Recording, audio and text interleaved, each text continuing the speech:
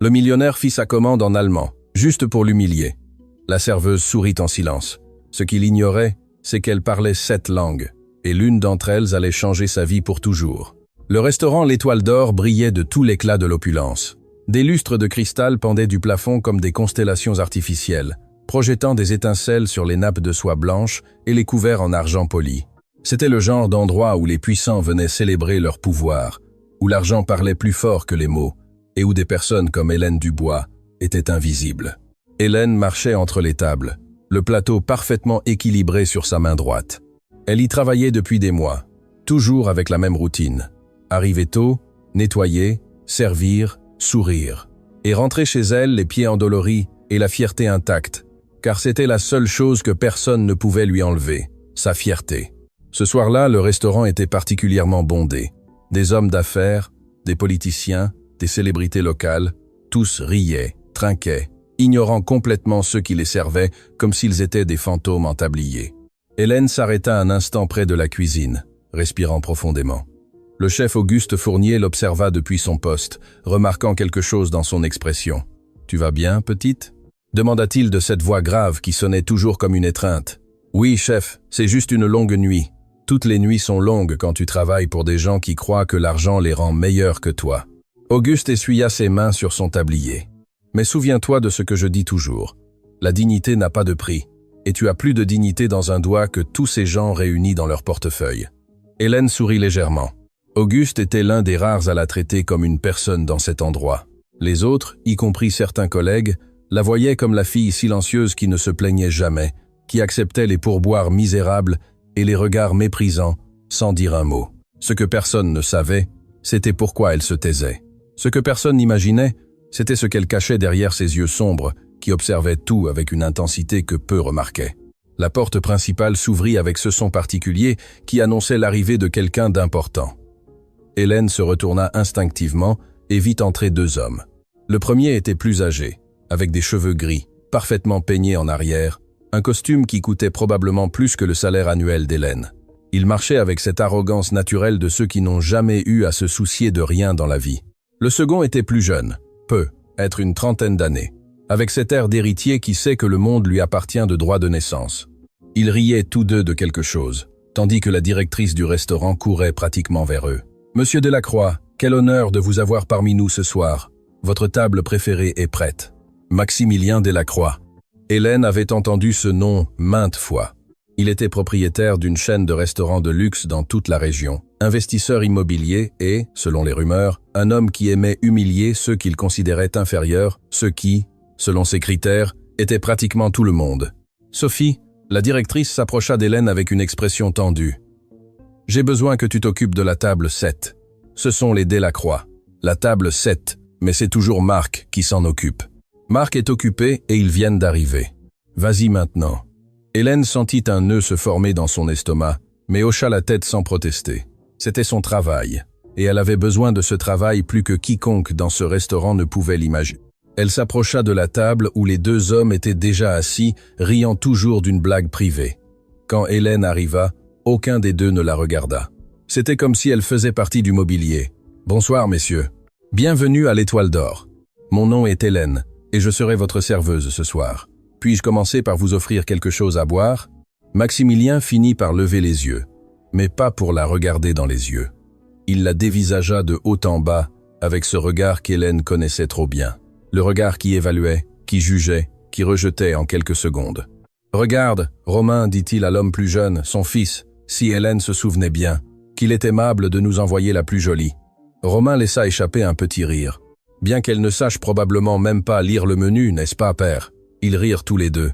Hélène garda son sourire professionnel, bien qu'à l'intérieur, elle ait l'impression qu'on lui sentait des aiguilles dans la poitrine. Elle avait appris à supporter ce genre de commentaires. Elle avait appris que répondre ne faisait qu'aggraver les choses. « Que désirez-vous boire ?» répéta-t-elle d'une voix calme.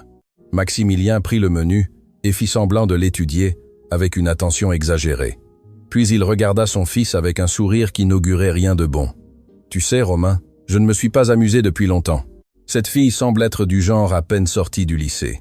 Je parie qu'elle ne connaît rien d'autre que par ici, monsieur, et merci pour le pourboire. Père, ne sois pas cruel, dit Romain avec une fausse compassion. Elle sait sûrement compter. Comment calculerait-elle autrement les pourboires que nous ne lui donnons jamais? Plus de rire. Hélène serra le stylo dans sa main si fort que ses phalanges blanchirent. Mais son visage resta impassible. Et puis Maximilien fit quelque chose qui allait tout changer. Il se pencha en avant avec ce sourire prédateur qu'il utilisait lors de négociations millionnaires et commença à parler en allemand. Pas n'importe quel allemand, un allemand formel, technique, délibérément complexe. Ich möchte eine Flasche von eurem teuersten Wein bestellen, aber ich bezweifle, dass dieses arme Mädchen überhaupt versteht, was ich sage. Wahrscheinlich denkt sie, ich spreche Chinesisch. Hélène entendit clairement chaque mot, chaque nuance désobligeante. Il avait dit qu'il voulait une bouteille du vin le plus cher, mais qu'il doutait que cette pauvre fille comprenne ce qu'il disait. Il pensait probablement qu'il parlait chinois.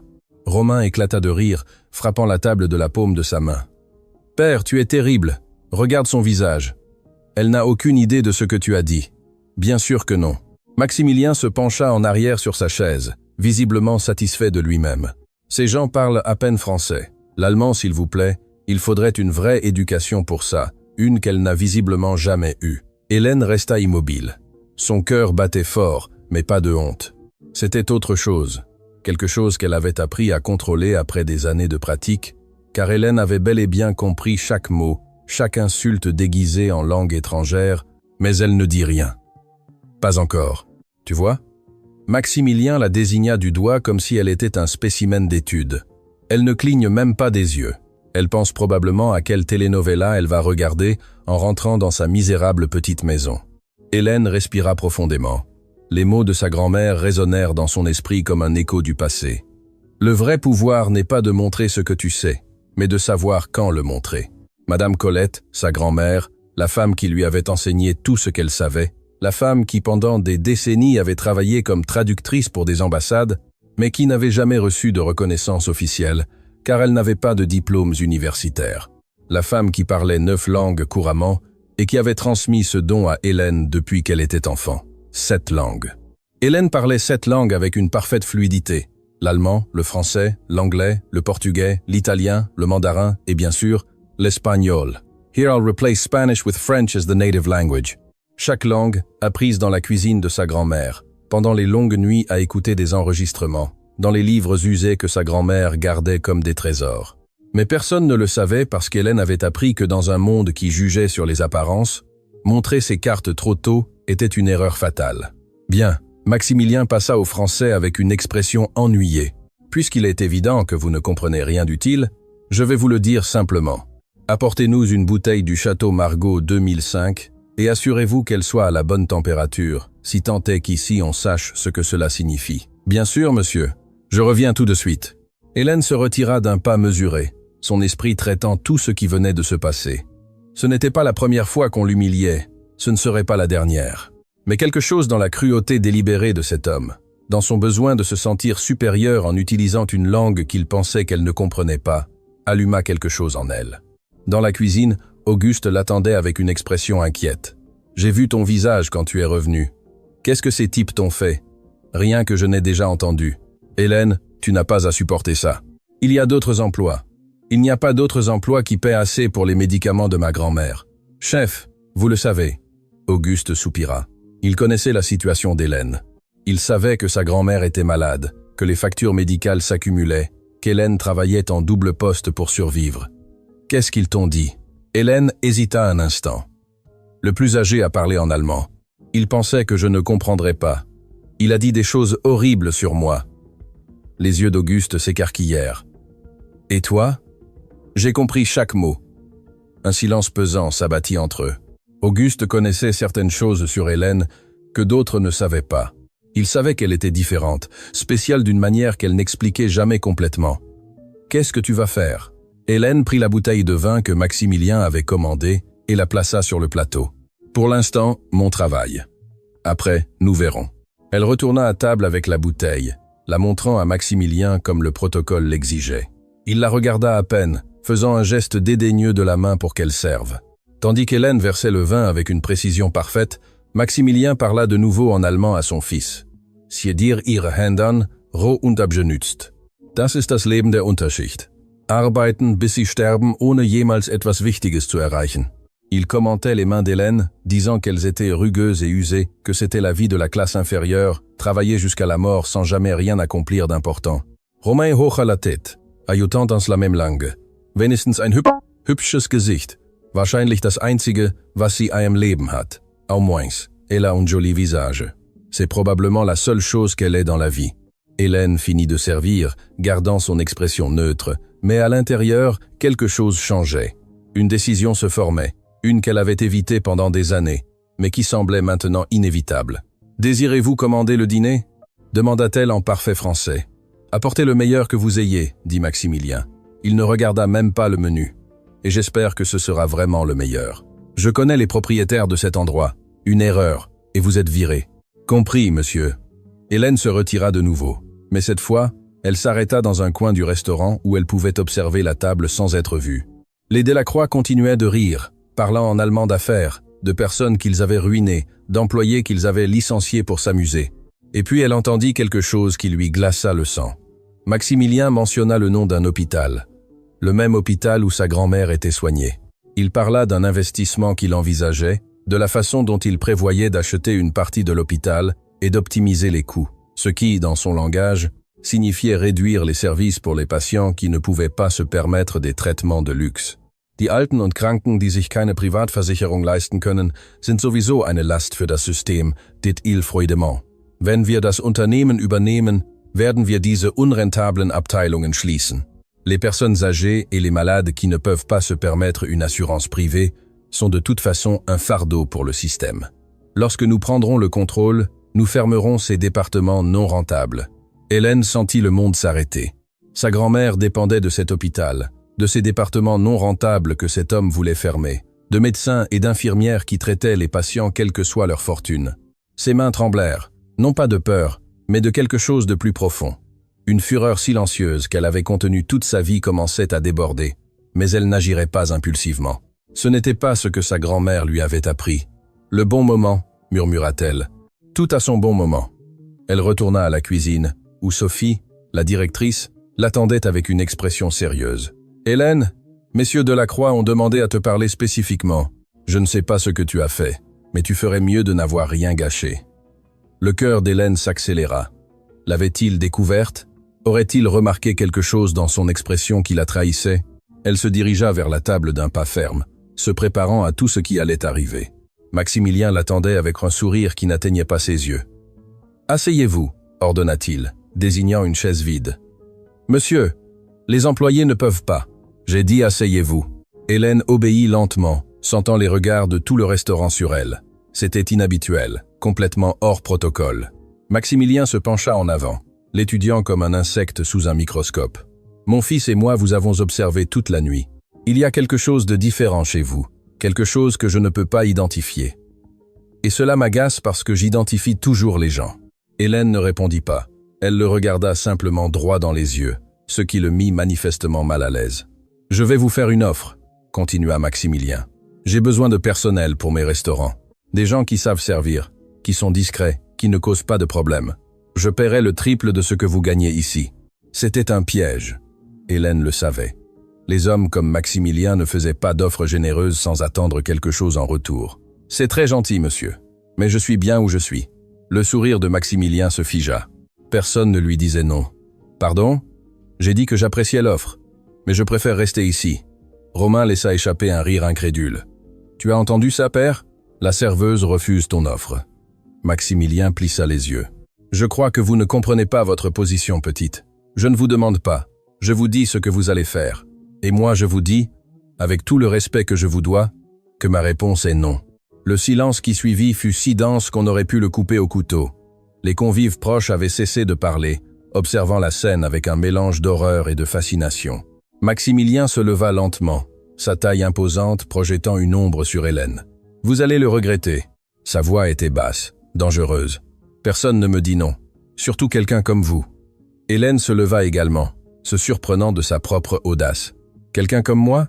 répéta-t-elle. « Et qu'est-ce que je suis exactement, monsieur Delacroix? Une sans personne, une serveuse qui ne connaît pas sa place dans le monde. » Hélène sourit pour la première fois de la nuit. Elle sourit sincèrement. « Vous avez raison sur une chose, monsieur. Je suis serveuse, Mais vous vous trompez sur tout le reste. » Elle se retourna pour partir, mais la voix de Maximilien l'arrêta. « Du wirst bereuen, zur Arbeit gekommen zu sein. Ich werde dafür sorgen, dass du nie wieder in dieser Stadt arbeitest. Tu regretteras d'être venu travailler ce soir. Je ferai en sorte que tu ne travailles plus jamais dans cette ville. » Hélène s'arrêta, le dos tourné, son cœur battant fort. Le moment était venu. Elle se retourna lentement, le regardant droit dans les yeux.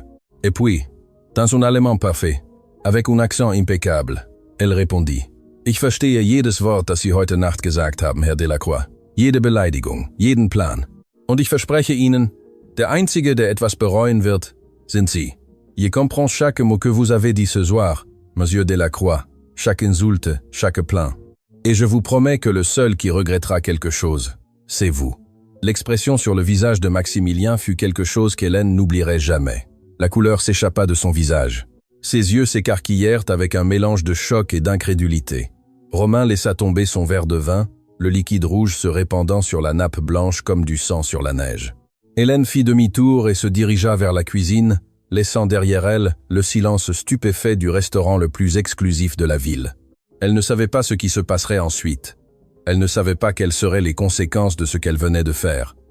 Mais pour la première fois depuis longtemps, elle se sentait libre. Ce qu'elle ne savait pas, c'est que cette nuit n'était que le début, que Maximilien Delacroix n'était pas le genre d'homme qui acceptait d'être humilié et que la guerre qui venait de commencer révélerait des secrets qui changeraient non seulement sa vie, mais celle de toutes les personnes impliquées. Car dans ce restaurant, sous les lumières des lustres de cristal, une étincelle s'était allumée qui allait bientôt se transformer en incendie, et Hélène Dubois était prête à brûler. Les portes de la cuisine se refermèrent derrière Hélène, avec un claquement sourd qui résonna comme la fin d'un chapitre et le début d'un autre, beaucoup plus sombre. Son cœur battait si fort qu'elle pouvait le sentir dans ses tempes, dans ses poignets, dans chaque recoin de son corps qui tremblait d'un mélange d'adrénaline et de terreur. Qu'avait-elle fait? Auguste fut le premier à la rejoindre, la prenant par les épaules de main ferme. « Hélène, qu'est-ce qui s'est passé dehors? Tout le restaurant est silencieux. » « Je n'ai jamais vu ça. » Je lui ai répondu. La voix d'Hélène sortit à peine comme un murmure, en allemand. Je lui ai dit que j'avais tout compris. Les yeux d'Auguste s'écarquillèrent. « Tu as répondu à Maximilien Delacroix en face, en allemand ?» Avant qu'Hélène ne puisse répondre, les portes de la cuisine s'ouvrirent violemment. Sophie Moreau, la directrice, entra, le visage décomposé par la fureur et la panique. « Hélène, qu'as-tu fait? Monsieur Delacroix est furieux. Il exige de parler au propriétaire tout de suite. » Sophie, il m'humiliait. Il pensait que je ne comprenais pas, et je me fiche de ce qu'il pensait. Sophie l'interrompit brusquement. « As-tu idée de qui est cet homme? As-tu la moindre idée de ce qu'il peut nous faire ?» Hélène sentit les murs de la cuisine se refermer sur elle. Les autres employés la regardaient avec des expressions allant de la compassion au ressentiment. Certains semblaient admiratifs de ce qu'elle avait fait, mais la plupart étaient simplement effrayés. « Sophie, » intervint Auguste. « Quoi qu'il se soit passé, Hélène est l'une de nos meilleures employées. Nous ne pouvons pas. » Silence, Auguste. Cela ne vous regarde pas. Sophie se tourna vers Hélène avec des yeux qui respiraient la froideur. Vous êtes suspendu, sans salaire, jusqu'à ce que les propriétaires décident quoi faire de vous. Maintenant, sortez par la porte de derrière. Je ne veux pas que Monsieur Delacroix vous voie partir. Hélène eut l'impression d'avoir reçu un coup à l'estomac. Suspendu, sans salaire. Les mots résonnaient dans son esprit tandis qu'elle pensait aux médicaments de sa grand-mère, aux factures en attente, au loyer qu'elle devait payer dans quelques jours. « Sophie, s'il vous plaît, j'ai besoin de ce travail. Ma grand-mère est malade et... » Tu aurais dû y penser avant de décider de jouer les héroïnes. Sophie désigna la porte de derrière. Dehors. Maintenant. Hélène chercha les yeux d'Auguste, espérant y trouver un peu de soutien, mais il ne put que baisser le regard, impuissant. Il n'y avait rien qu'il puisse faire. Pas contre la directrice, pas contre le poids du nom Delacroix. Les mains tremblantes, Hélène enleva son tablier et le déposa sur la table en acier inoxydable. Elle se dirigea vers la porte de derrière, sentant chaque pas comme si elle marchait vers un précipice. Dehors, la ruelle était sombre et sentait la poubelle et l'humidité. Hélène s'appuya contre le mur de briques, laissant les larmes qu'elle avait retenues couler enfin sur ses joues. Qu'allait-elle faire maintenant? Son téléphone vibra dans sa poche. C'était un message texte d'un numéro inconnu. « Vous avez commis une très grave erreur ce soir, et les erreurs se paient. Cordialement quelqu'un qui vous surveillera. » Un frisson parcourut son dos. Maximilien? Romain? Quelqu'un qui travaillait pour eux. Le message était clairement une menace. Mais que pouvait-il lui faire qu'il n'ait pas déjà fait? La réponse arriverait plus tôt qu'elle ne l'imaginait. Hélène marcha dans les rues vides vers l'arrêt de bus. À cette heure, les transports en commun étaient rares, et elle dut attendre près de 40 minutes dans l'obscurité, regardant constamment par-dessus son épaule, sentant que quelqu'un l'observait dans l'ombre. Quand elle arriva enfin à son petit appartement en périphérie de la ville, elle trouva sa grand-mère Colette éveillée, assise dans son fauteuil préféré près de la fenêtre, regardant les lumières lointaines de la ville. « Tu es rentrée tôt, ma petite. » La voix de Madame Colette était faible, mais chaude, comme toujours. « Il s'est passé quelque chose ?» Hélène s'agenouilla à côté de sa grand-mère, prenant ses mains ridées dans les siennes. Comment lui dire la vérité? Comment lui expliquer qu'elle avait perdu le travail qui leur permettait de survivre? « Grand-mère, j'ai fait quelque chose ce soir, quelque chose que je n'aurais pas dû faire. » Les yeux de Colette, bien que fatigués par la maladie, brillèrent de cette intelligence vive que l'âge n'avait pas réussi à éteindre. « Raconte-moi tout, Hélène, sans rien omettre. » Et Hélène le fit. Elle lui raconta l'histoire des Delacroix, des humiliations en allemand, des projets d'achat de l'hôpital, de sa réponse et des conséquences qui en avaient découlé. Quand elle eut fini, elle s'attendait à voir de la déception sur le visage de sa grand-mère. Au lieu de cela, elle vit de la fierté. « Tu as bien fait, ma petite. » Colette serra les mains d'Hélène avec une force surprenante. « Tu as fait exactement ce que tu devais faire. Mais grand-mère, j'ai perdu mon travail. Je ne sais pas comment nous allons. Écoute-moi. » Colette l'interrompit fermement. « J'ai passé toute ma vie à me taire, toute ma vie à être invisible pour que des gens comme ce Delacroix puissent se sentir supérieurs. J'ai traduit pour des ambassadeurs, pour des présidents, pour des gens qui gouvernaient des pays entiers, et aucun d'entre eux n'a su mon nom. Aucun ne m'a remercié. Aucun n'a vu au-delà de la femme qui servait le café et traduisait leurs paroles. Les larmes coulaient maintenant sur les joues des deux. Je ne veux pas ça pour toi, Hélène. Je ne veux pas que tu vives ta vie en silence. Tu as un don que je t'ai donné avec tout mon amour. Et ce don n'est pas fait pour être caché. Il est fait pour être utilisé, pour te défendre, pour défendre les autres qui ne peuvent pas se défendre seuls. » Hélène étreignit sa grand-mère, sentant le corps fragile sous ses bras, les os qui dépassaient là où il y avait autrefois de la chair ferme, le cœur qui battait faiblement, mais avec une détermination inébranlable. « J'ai peur, grand-mère. Cet homme a du pouvoir. Il peut nous détruire. Le pouvoir sans honneur n'est que du bruit, ma petite. Et le bruit, aussi fort soit-il, finit par s'éteindre. » Cette nuit-là, Hélène put à peine dormir. Son esprit revoyait encore et encore les événements du restaurant, les paroles de Maximilien, la menace du message texte, l'incertitude de l'avenir. Chaque fois qu'elle fermait les yeux, elle voyait le visage du millionnaire se transformer de moquerie en fureur lorsqu'elle parlait allemand. Le lendemain, la réalité de sa situation devint encore plus claire. Quand elle tenta d'appeler le restaurant pour parler à Sophie, personne ne répondit.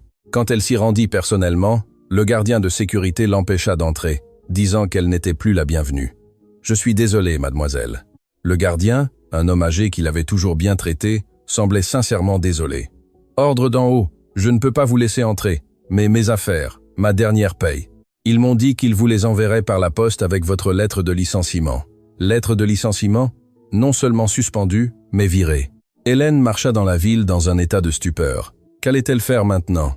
Elle avait des économies pour peu, être 2 semaines. Après cela, elle ne voulait pas penser à l'après. Son téléphone sonna. C'était un numéro qu'elle ne reconnaissait pas, mais différent de celui de la menace de la nuit dernière. Hélène Dubois. Une voix masculine, professionnelle, froide. « Oui, c'est moi. Je suis maître François Leclerc, avocat du groupe Delacroix. Mon client souhaite vous rencontrer cet après-midi. C'est une affaire de nature urgente. » Le cœur d'Hélène s'arrêta un instant. « Me rencontrer? Pourquoi? Cela sera discuté en personne. Vous avez 1 heure pour vous présenter au bureau de l'entreprise du groupe Delacroix. L'adresse vous sera envoyée par message. Je vous suggère fortement de ne pas manquer le rendez-vous. » L'appel fut coupé avant qu'Hélène ne puisse répondre. Quelques minutes plus tard, elle reçut l'adresse. Un immeuble de bureau dans le quartier financier. Le genre d'endroit où des personnes comme elle n'entraient normalement que pour nettoyer les sols. Une partie d'elle voulait ignorer la convocation, mais une autre partie, celle que sa grand-mère avait élevée pour ne jamais fuir les problèmes, savait qu'elle devait y aller. Elle devait savoir ce qu'il voulait. Elle devait affronter ce qui allait arriver. Elle se changea avec les meilleurs vêtements qu'elle possédait. Un chemisier blanc simple, une jupe foncée, des chaussures qu'elle avait achetées dans une friperie, mais qui avaient encore l'air présentables. Elle regarda son reflet dans le miroir et respira profondément.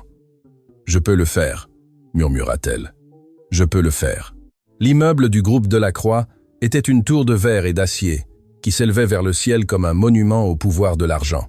Hélène franchit les portes tournantes et se retrouva dans un hall plus grand que tout son appartement.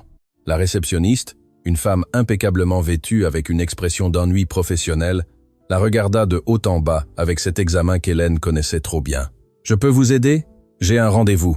Mon nom est Hélène Dubois. » Quelque chose changea dans l'expression de la réceptionniste. Reconnaissance, curiosité, pitié. Bien sûr, ils vous attendent. 27 étages. Les ascenseurs sont à votre droite. L'ascenseur monta en silence, les chiffres défilant sur l'écran numérique comme un compte à rebours vers quelque chose d'inévitable. Quand les portes s'ouvrirent au 27e étage, Hélène se retrouva face à une autre réceptionniste. Celle-ci encore plus intimidante que la précédente. « Mademoiselle Dubois, par ici, s'il vous plaît. » Elle fut guidée par un couloir aux murs recouverts d'œuvres d'art qui coûtaient probablement plus cher que ce qu'Hélène gagnerait dans toute sa vie. Au bout du couloir se trouvait une double porte en bois sombre. La réceptionniste frappa doucement et une voix de l'intérieur dit « Entrez ». Le bureau de Maximilien Delacroix était exactement ce à quoi Hélène s'attendait. Énorme, ostentatoire, conçu pour intimider. Des fenêtres du sol au plafond montraient la ville s'étendant en contrebas comme un royaume attendant d'être conquis. Et il était là, assis derrière un bureau en acajou qui ressemblait à un hôtel à son propre ego. À ses côtés, Romain, avec ce même sourire méprisant de la veille, et dans un coin un homme en costume gris qui devait être l'avocat qui l'avait appelé. Mademoiselle Dubois. Maximilien ne se leva pas, ne fit même pas le geste de la saluer. « Que c'est aimable à vous d'accepter notre invitation. » Cela ne ressemblait pas à une invitation, cela ressemblait à un ordre. Romain laissa échapper un rire, mais son père leva la main pour le faire taire. Direct. J'aime ça. Bien que la sincérité puisse être dangereuse quand on n'a pas le pouvoir de la soutenir. Maximilien se pencha en arrière sur sa chaise. « Mais je ne vous ai pas appelé pour échanger des courtoisies. Je vous ai appelé parce que nous avons un problème. Et les problèmes, d'après mon expérience, ont deux solutions. On les élimine ou on les contrôle. » Hélène sentit un frisson, mais garda son expression neutre. « Et je suis un problème pour vous ? Vous l'êtes depuis hier soir. Vous voyez, je me fiche que vous compreniez l'allemand. En fait, c'est impressionnant. Mais ce qui m'importe, c'est que vous ayez entendu des choses que vous n'auriez pas dû entendre. » Le cœur d'Hélène s'accéléra. Les plans pour l'hôpital, les conversations d'affaires.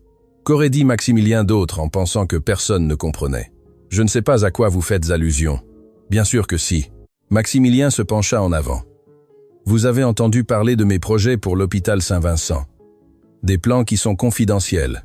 Des plans qui pourraient être affectés si quelqu'un avec les mauvais contacts en prenait connaissance prématurément. Je n'ai aucun contact. Je ne suis qu'une serveuse. Vous étiez une serveuse, intervint Romain avec malice. Maintenant vous n'êtes rien. Romain. Silence. Maximilien ne quitta pas Hélène des yeux. Voici mon offre, mademoiselle Dubois, unique et non négociable. Vous allez signer un accord de confidentialité. Vous ne parlerez à personne de ce que vous avez entendu hier soir. En échange, vous recevrez une compensation généreuse, suffisante pour payer le traitement de votre grand-mère pendant 1 an, et une lettre de recommandation qui vous ouvrira les portes de n'importe quel restaurant de la ville. Hélène cligna des yeux. Comment savait-il pour sa grand-mère? Comment savait-il pour le traitement? Je vois que vous êtes surprise que je sache pour votre grand-mère Colette. Maximilien sourit sans chaleur. J'ai fait mes recherches ce matin. Je sais où vous vivez. Je sais où elle reçoit son traitement. Je sais combien vous devez en facture médicale. La connaissance, c'est le pouvoir, mademoiselle Dubois, et j'ai beaucoup des deux. L'avocat s'approcha avec une chemise, la plaçant sur le bureau devant Hélène.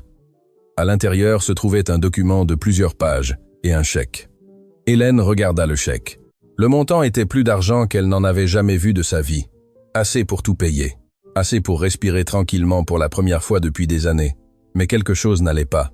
Quelque chose dans l'expression de Maximilien, quelque chose dans la façon dont Romain la regardait avec anticipation, comme s'ils attendaient qu'elle tombe dans un piège. Et si je ne signe pas, le silence qui suivit fut pesant, chargé de menaces non prononcées. Si vous ne signez pas, Maximilien parla lentement, savourant chaque mot. Je vous rendrai la vie impossible. Vous avez déjà perdu votre emploi à l'Étoile d'Or. Je peux m'assurer que vous ne travaillerez dans aucun restaurant de cette ville, de ce pays, si je m'y emploie. Et le traitement de votre grand-mère à Saint-Vincent. Eh bien, disons que lorsque j'aurai finalisé mon acquisition de l'hôpital, Certaines patientes pourraient trouver que leurs lits ne sont plus disponibles. Hélène eut la nausée. Ce n'était pas une offre, c'était du chantage, une extorsion déguisée en générosité.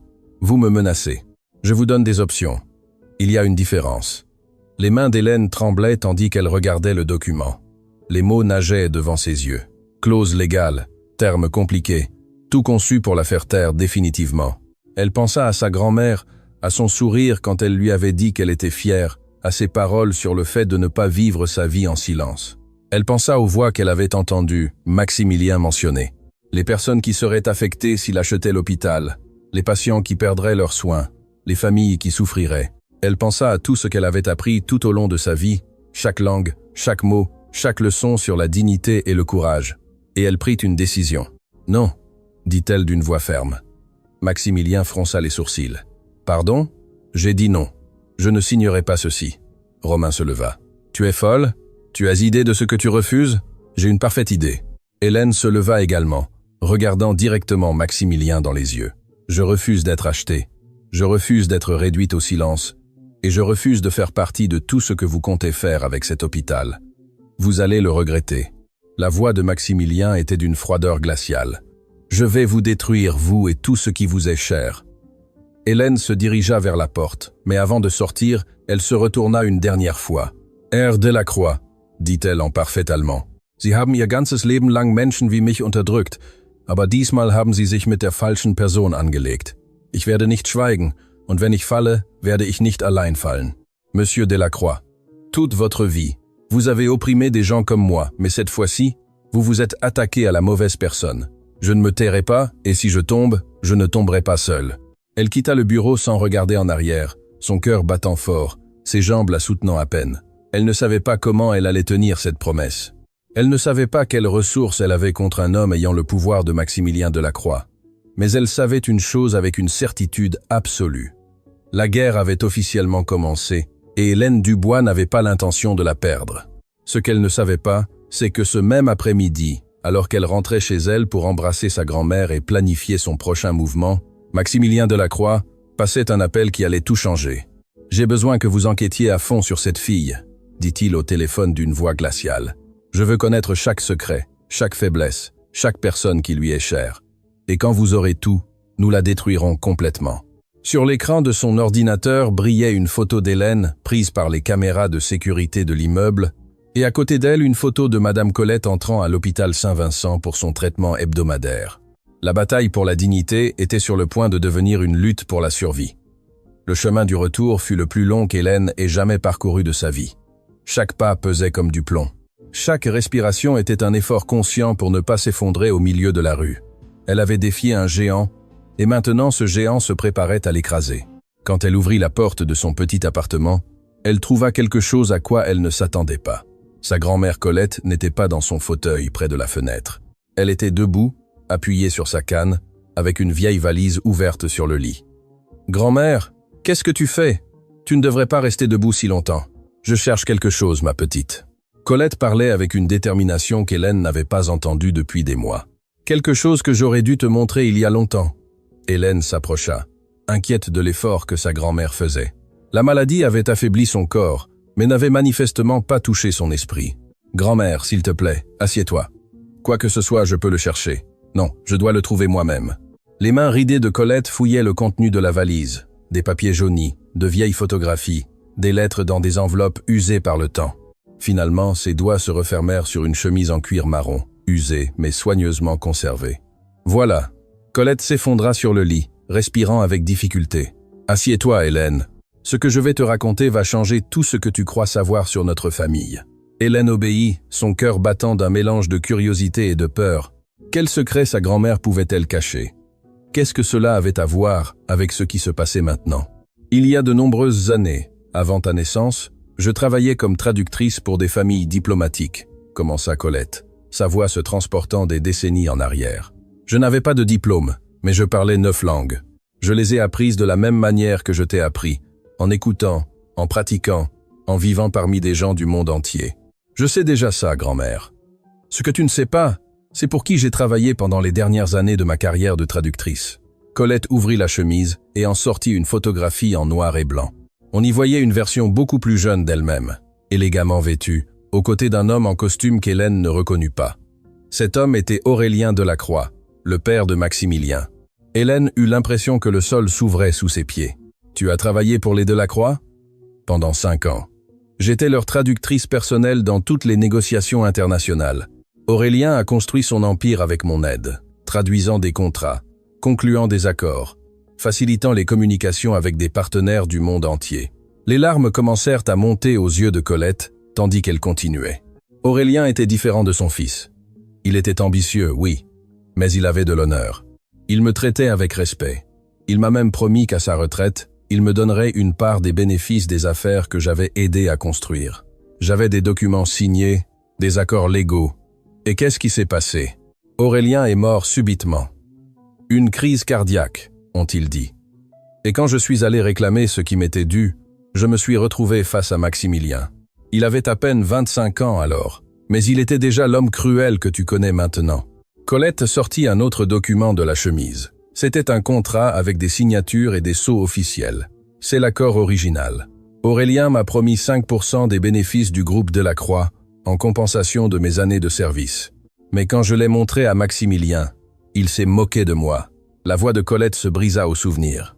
Il m'a dit qu'une employée de maison n'avait droit à rien, que si j'essayais de réclamer légalement, il utiliserait tout son pouvoir pour me détruire.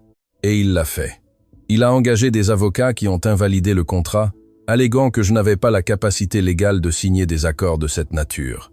Ils m'ont tout pris, ma réputation, mes économies, ma dignité. Hélène prit les mains de sa grand-mère, sentant l'injustice de décennies se concentrer en ce moment. Pourquoi ne m'as-tu jamais raconté ça? Parce que j'avais honte. Honte d'avoir été si naïve. Honte de ne pas avoir pu me défendre. Et peur, Hélène. Peur que si un jour tu croisais les Delacroix, ils découvrent qui tu étais et te fassent du mal. Mais maintenant ils savent qui je suis. Exactement. Colette serra fortement les mains d'Hélène. C'est pourquoi tu as besoin de connaître toute la vérité. Parce qu'il y a autre chose dans cette chemise. Quelque chose que Maximilien ne sait pas que je possède. Elle sortit une enveloppe épaisse scellée d'une vieille cire. Pendant mes années de travail pour Aurélien, j'ai traduit de nombreux documents. Certains étaient délicats, des affaires pas exactement légales, des accords avec des gens qui préféraient rester dans l'ombre. Quel genre d'affaires? Le genre qui détruirait la réputation du groupe Delacroix si cela venait à être révélé. Aurélien m'a fait jurer de ne jamais révéler ce que je savais. Et j'ai tenu ma promesse tant qu'il a vécu. Mais Maximilien a rompu toutes les promesses que son père m'avait faites. Alors je n'ai plus aucune obligation de garder leur secret. Hélène regarda l'enveloppe comme si elle contenait une bombe. En un sens, c'en était une. Grand-mère, es-tu sûre de ça? Si Maximilien découvre que tu as ça, je me fiche de ce qui m'arrive, Hélène. Je suis vieille, je suis malade. Mais toi, tu as toute une vie devant toi et je ne laisserai pas cet homme te la prendre comme il m'a pris la mienne. Le téléphone d'Hélène sonna, interrompant le moment. C'était un numéro inconnu. Elle hésita avant de répondre. Hélène Dubois. Une voix féminine, professionnelle, mais chaleureuse. Oui. Qui parle? Mon nom est Camille Bernard. Je suis journaliste au Journal National. J'ai entendu parler de ce qui s'est passé à l'Étoile d'Or hier soir. J'aimerais vous parler. Le cœur d'Hélène s'accéléra. Comment une journaliste avait-elle pu savoir si vite? Comment avez-vous eu mon numéro? J'ai mes sources, mais ce n'est pas le plus important. Le plus important, c'est que j'ai des informations sur Maximilien Delacroix qui, je pense, vous intéresseront. Et je crois que vous avez des informations qui m'intéressent. Pouvons-nous nous rencontrer? Hélène regarda sa grand-mère, qui avait écouté toute la conversation. Colette hocha lentement la tête. Où et quand? Demain, au Café de l'Espérance, près de la place centrale, à 10h du matin. Et mademoiselle Dubois, venez seule et ne parlez à personne de cet appel. La communication fut coupée. Hélène resta à regarder le téléphone, traitant ce qui venait de se passer. Qui était-ce? Demanda Colette. Une journaliste. Elle dit qu'elle a des informations sur les Delacroix. Ça pourrait être un piège. Je sais, mais ça pourrait aussi être notre seule chance. Cette nuit-là, Hélène ne put dormir. Son esprit était un tourbillon de questions, de peurs et de possibilités. Elle lut les documents que sa grand-mère lui avait donnés, chaque page révélant une histoire de corruption, de manipulation et de cruauté qui s'étendait sur des décennies. Mais il y avait autre chose parmi les papiers, quelque chose que sa grand-mère n'avait pas mentionné directement. Une lettre écrite en allemand, adressée à Aurélien Delacroix, d'un partenaire commercial européen. La lettre parlait d'un accord secret, d'argent transféré sur des comptes à l'étranger, de faveurs politiques achetées et vendues. Hélène traduisit chaque mot, sentant le puzzle commencer à prendre forme. Les Delacroix n'avaient pas construit leur empire uniquement avec du travail acharné et de la ruse commerciale. Ils l'avaient construit sur des mensonges, des pots de vin et l'exploitation de personnes comme sa grand-mère. Le lendemain matin, Hélène se prépara pour la réunion avec la journaliste. Avant de partir, sa grand-mère l'arrêta. « Prends ça avec toi. » Elle lui tendit un petit médaillon en argent. « C'était à ta mère. Elle aussi avait ton courage. Rose est morte jeune, mais elle a vécu sans peur. Je veux que tu t'en souviennes aujourd'hui. » Hélène étreignit fortement sa grand-mère, sentant la fragilité de son corps, mais aussi la force de son esprit. « Je reviens vite, grand-mère. Je te le promets. Je sais que tu le feras, ma petite, mais si quelque chose tourne mal, je veux que tu saches que je suis fier de toi. Je l'ai toujours été, depuis le jour de ta naissance. » Le café de l'Espérance était un endroit modeste, dans un coin tranquille de la ville. Petite table, murs décorés de vieilles photographies, l'arôme du café fraîchement moulu flottant dans l'air. Hélène arriva 10 minutes avant l'heure convenue et choisit une table dans un coin d'où elle pouvait voir la porte d'entrée. Camille Bernard arriva ponctuellement. C'était une femme d'une quarantaine d'années aux cheveux foncés noués en chignon pratique et aux yeux qui semblaient tout analyser autour d'elle. Elle était vêtue simplement mais professionnellement et portait une mallette en cuir usé. « Mademoiselle Dubois, » dit-elle en s'asseyant devant Hélène sans préambule. « Merci d'être venue. Avant de parler de quoi que ce soit, j'ai besoin de savoir comment vous avez appris ce qui s'est passé. » Camille sourit légèrement. « J'ai une source à l'Étoile d'Or. Quelqu'un qui a assisté à tout ce qui s'est passé cette nuit-là et qui est très fatigué de voir comment les Delacroix traitent les gens. » « Qui ? Ça, je ne peux pas le révéler. Protection des sources. Mais ce que je peux vous dire, c'est que ce n'est pas la première fois que Maximilien Delacroix humilie des employés de cette manière. Et ce n'est pas non plus la première fois qu'il détruit la vie de quelqu'un qui ose le défier. » Camille ouvrit sa mallette et en sortit une chemise. « J'enquête sur le groupe Delacroix depuis 3 ans. J'ai des témoignages d'anciens employés licenciés injustement, de concurrents ruinés par des tactiques illégales, de fonctionnaires corrompus pour favoriser leurs affaires. Mais je n'ai jamais pu rien publier car chaque fois que je m'approche trop, quelqu'un me menace ou mes sources disparaissent. » « Disparaissent ? Pas littéralement, mais soudainement ils changent d'avis, déménagent, décident qu'ils ne veulent plus parler. Le pouvoir des Delacroix va très loin, mademoiselle Dubois, plus loin que vous ne l'imaginez. » Hélène pensa aux documents que sa grand-mère lui avait donnés, aux lettres, aux contrats, aux secrets de décennies. « Pourquoi me cherchez-vous ? Parce que vous avez fait quelque chose que personne d'autre n'a fait. Vous l'avez affronté publiquement. Et pas seulement ça, vous l'avez affronté dans sa propre langue, littéralement. Cela fait de vous un symbole, et les symboles sont puissants. Je ne veux pas être un symbole, je veux juste protéger ma famille. Je comprends, mais parfois, la meilleure façon de protéger notre famille est d'exposer ceux qui nous menacent. » Camille se pencha en avant. « Mademoiselle Dubois, je prépare un reportage qui pourrait détruire les Delacroix, mais j'ai besoin de plus de preuves. Des preuves solides qu'ils ne peuvent ni contredire ni acheter. Avez-vous quelque chose comme ça ?» Hélène hésita. Faire confiance à une inconnue était risqué, mais continuer seule contre les Delacroix était un suicide. « J'ai des documents, dit-elle finalement. Des documents que ma grand-mère a conservés pendant des décennies, des contrats, des lettres, des accords qui prouvent des activités illégales. » Les yeux de Camille brillèrent d'intérêt. Quel genre d'activité ? Potes de vin, évasion fiscale, accords avec des gens qui opéraient en dehors de la loi. Tout traduit et documenté par ma grand-mère quand elle travaillait pour Aurélien Delacroix. Votre grand-mère a travaillé pour les Delacroix pendant 5 ans, et quand Aurélien est mort, Maximilien l'a dépouillé de tout ce qui lui était dû légalement. Camille se pencha en arrière sur sa chaise, traitant l'information. C'est plus grand que je ne le pensais. Beaucoup plus grand. Il y a autre chose. Hélène respira profondément. Maximilien prévoit d'acheter l'hôpital Saint-Vincent. Il veut fermer les départements qui s'occupent des patients sans ressources. Ma grand-mère y reçoit son traitement. Avez-vous des preuves de cela ? Je l'ai entendu directement de sa bouche en allemand. Il pensait que personne ne comprenait. Camille sortit un enregistreur de sa mallette. Seriez-vous prête à témoigner, à raconter tout ce que vous savez, y compris ce qui concerne votre grand-mère ? Hélène pensa à Colette, à son sourire fatigué, mais fier, aux décennies de silence qu'elle avait endurées, à l'opportunité de finalement rendre justice. Oui, je suis prête. Pendant les 2 heures suivantes, Hélène parla, racontant tout.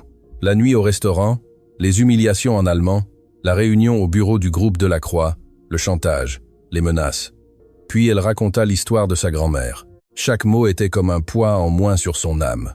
Quand elle eut fini, Camille rangea l'enregistreur avec une expression sérieuse mais pleine d'espoir. « C'est suffisant pour commencer, mais j'ai besoin de voir ces documents originaux.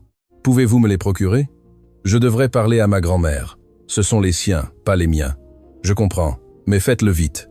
Les Delacroix ne vont pas rester inactifs. S'ils découvrent que nous travaillons ensemble, ils tenteront de nous arrêter. » Hélène hocha la tête, se levant pour partir, mais avant qu'elle ne puisse faire un pas, Camille l'arrêta. « Une chose de plus, mademoiselle Dubois. Hier soir, j'ai reçu un appel anonyme. Quelqu'un m'a averti de me méfier de vous, que vous étiez dangereuse, instable, qu'on ne pouvait pas faire confiance à ce que vous disiez. » Le ventre d'Hélène se noua. « Qui a appelé? Il n'a pas laissé de nom, mais j'ai reconnu le numéro. C'était du portable personnel de Romain Delacroix. Alors c'était lui. Romain avait envoyé le message menaçant la nuit du restaurant. Romain essayait de la discréditer avant qu'elle ne puisse se défendre. « Et pourquoi avez-vous décidé de me rencontrer quand même ?» Camille sourit. « Parce que d'après mon expérience, quand quelqu'un comme Romain Delacroix essaie de détruire la réputation d'une personne avant de la rencontrer, cela signifie que cette personne a quelque chose qu'il craigne. Et je veux savoir ce que c'est. » Hélène quitta le café avec un mélange d'espoir et de terreur. Elle avait une alliée, elle avait un plan, mais elle avait aussi de puissants ennemis qui étaient prêts à tout pour la faire taire. Tandis qu'elle marchait vers l'arrêt de bus, son téléphone vibra avec un message texte. C'était d'Auguste, le chef. « Hélène, j'ai besoin de te voir d'urgence. J'ai découvert quelque chose sur les Delacroix que tu dois savoir. C'est à propos de ta grand-mère. S'il te plaît, viens au restaurant après 23 heures, quand il sera fermé. Entre par la porte de derrière. C'est important. » Hélène lut le message 3 fois. Que pouvait savoir Auguste sur sa grand-mère? Pourquoi une telle urgence et un tel secret? Quelque chose n'allait pas, mais en même temps, Auguste avait toujours été gentil avec elle, il l'avait toujours protégée. Elle pouvait lui faire confiance, elle pouvait faire confiance à quelqu'un. Ce qu'Hélène ne savait pas, c'est qu'au même moment, dans les bureaux du groupe Delacroix, Maximilien recevait le rapport de l'enquête qu'il avait ordonné. Et ce que contenait ce rapport ne révélait pas seulement qui était réellement Hélène Dubois, il révélait un secret qui reliait les deux familles d'une manière que personne n'aurait imaginée. Un secret qui, s'il était révélé, détruirait bien plus que des réputations, il détruirait des vies. L'horloge marquait 22h40 quand Hélène descendit du bus à 2 pâtés de maison de l'Étoile d'Or. Les rues étaient presque vides, à peine éclairées par des réverbères qui projetaient de longues ombres sur le trottoir humide. Il avait plu pendant l'après-midi, et l'air sentait encore la terre mouillée et l'asphalte. Chaque pas qu'elle faisait vers le restaurant augmentait l'inquiétude dans sa poitrine. Le message d'Auguste ne cessait de lui tourner dans la tête. Que pouvait-il savoir sur sa grand-mère? Pourquoi tant de mystères? Pourquoi se rencontrer en cachette après la fermeture? Avant de sortir de chez elle, Hélène avait hésité. Colette remarqua son inquiétude. « Où vas-tu à cette heure, ma petite? Auguste m'a demandé de nous voir. Il dit qu'il a des informations importantes. » « Le chef ?»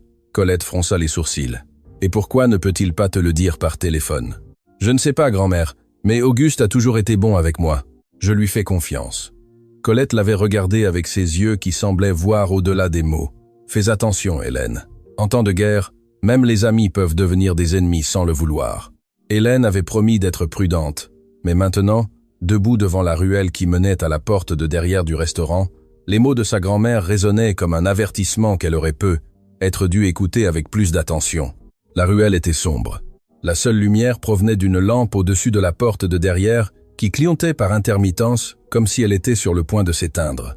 Hélène marcha lentement, ses sens en alerte, son cœur battant de plus en plus fort. La porte était entr'ouverte. « Auguste » appela-t-elle à voix basse, poussant la porte avec précaution. La cuisine était dans la pénombre. Les surfaces en acier inoxydable brillaient faiblement sous la lumière d'urgence qui restait toujours allumée. Tout était silencieux, trop silencieux. « Auguste, es-tu là ?» Un bruit à sa droite la fit se retourner brusquement. Une silhouette émergea de l'ombre. Mais ce n'était pas Auguste, c'était Romain Delacroix. Le cœur d'Hélène s'arrêta un instant avant de se mettre à battre avec une force incontrôlée. Elle recula instinctivement, mais une autre silhouette apparut derrière elle, bloquant la sortie.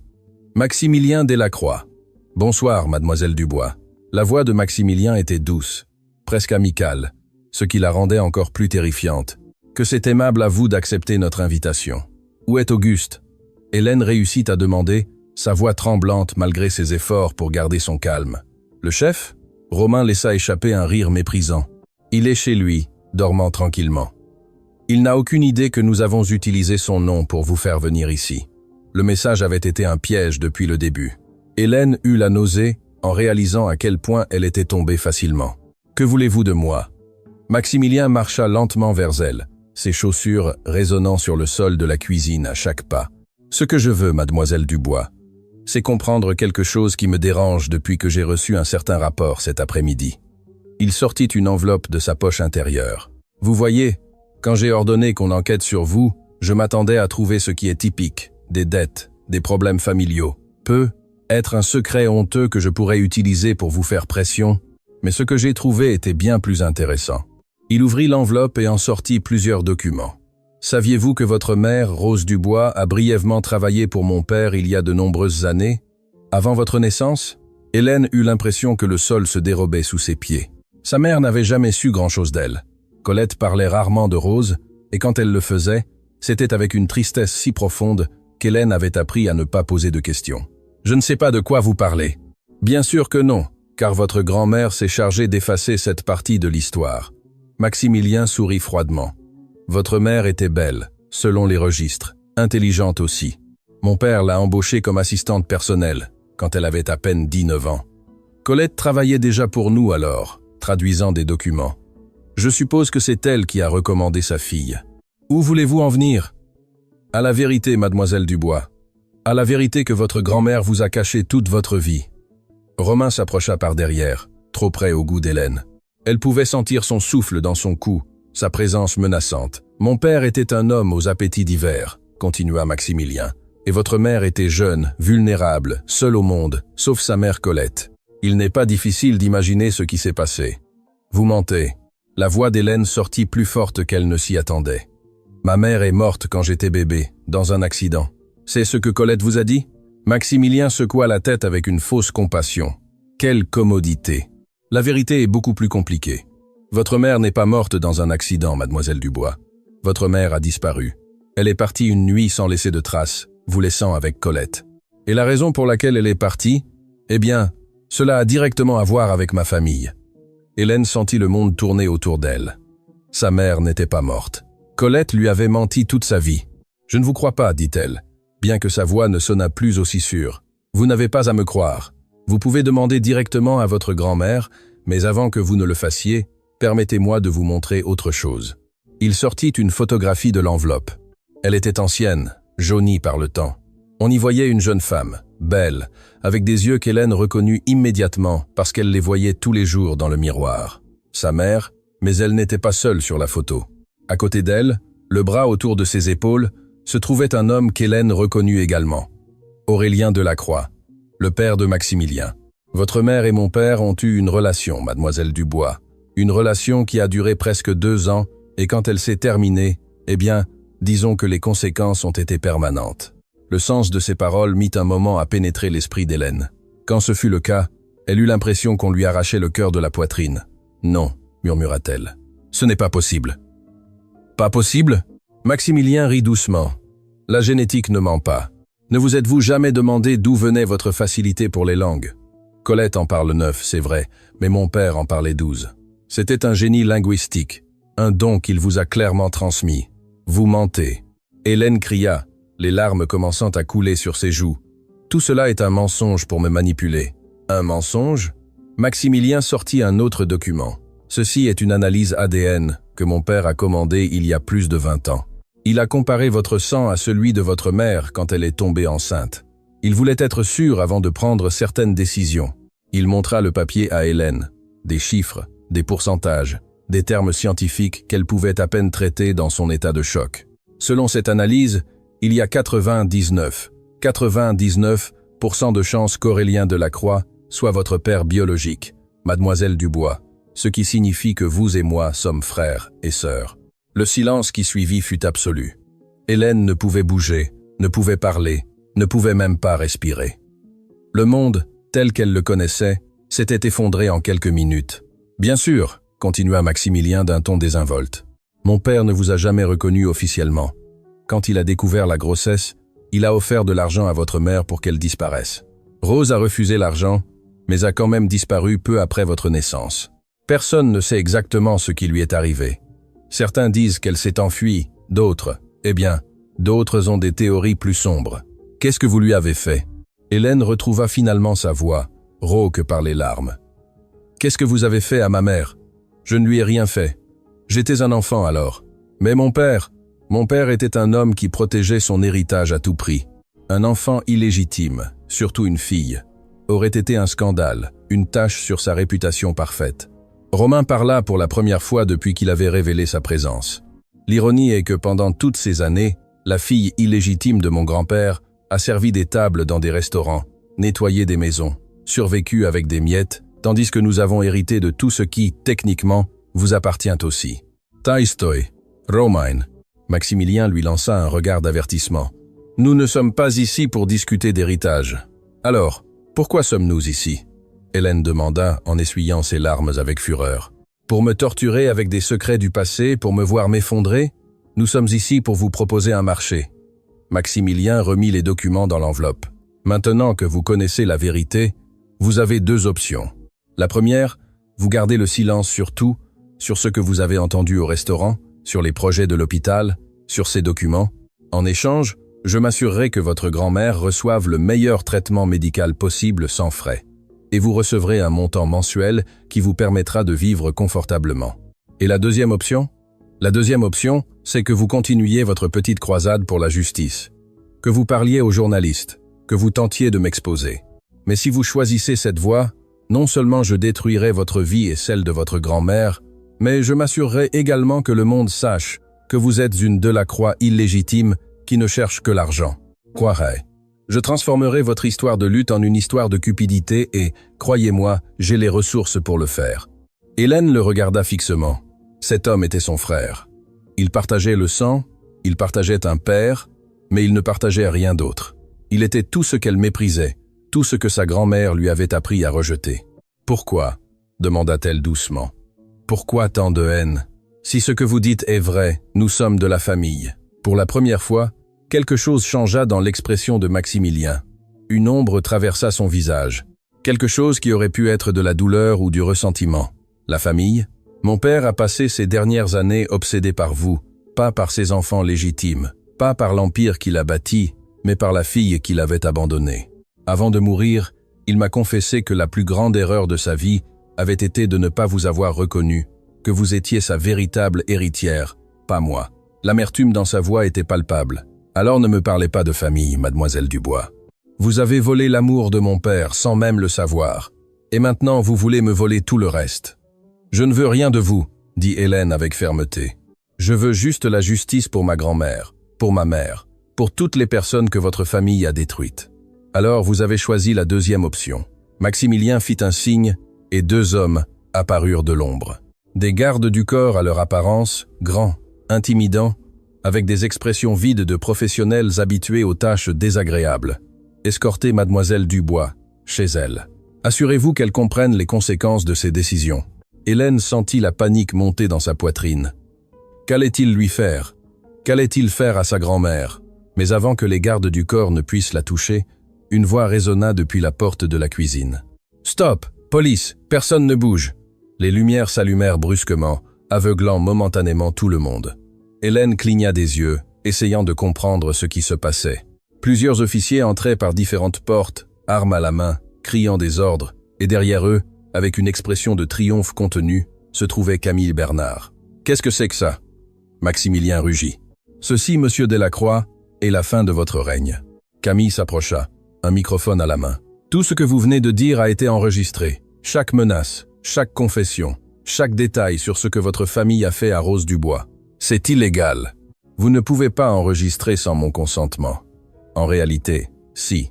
Lorsqu'il y a suspicion d'activité criminelle, les autorités peuvent autoriser la surveillance. Et grâce à certains documents que nous avons reçus ce matin, nous avions plus qu'assez de suspicions. » Maximilien se tourna vers Hélène, avec une fureur meurtrière dans les yeux. « Tu savais que ça allait arriver ?»« Non. » Hélène secoua la tête, aussi surprise que lui. « Je ne savais rien. » « Elle dit la vérité, » intervint Camille. Hélène ne connaissait pas l'opération, mais quelqu'un d'autre si, quelqu'un qui attendait depuis des années de voir la justice. Derrière les officiers émergea une silhouette qui fit s'arrêter le cœur d'Hélène, Madame Colette.